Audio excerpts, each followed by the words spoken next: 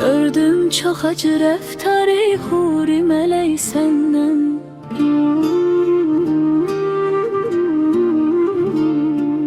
Bir kəlmə şirin sözdə küskündür ürək səndən.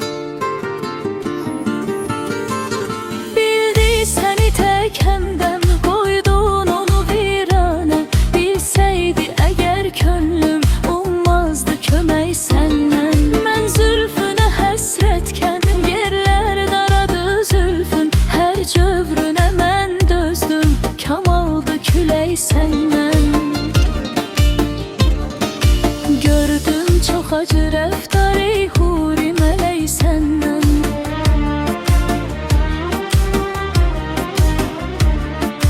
Bir kəlmə şirin sözdə küskündür ürək səndən.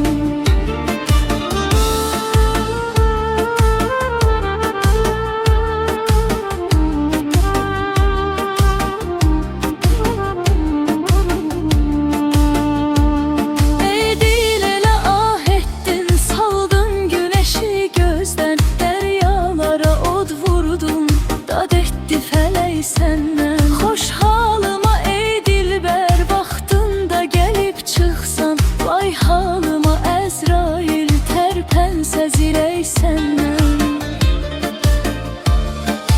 Gördüm çox acı rəftar ey huri mələk səndən.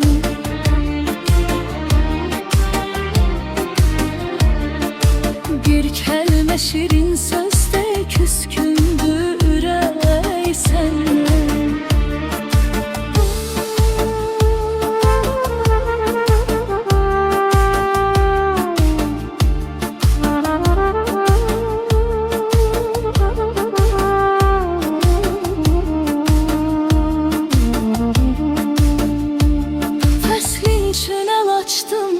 Çəkmə ətəyin nolar, gəl son qoyaq hicranə.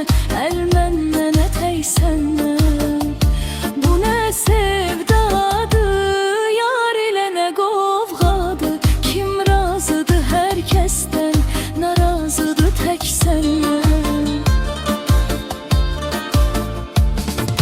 Gördüm çox acı rəftar ey huri mələk səndən.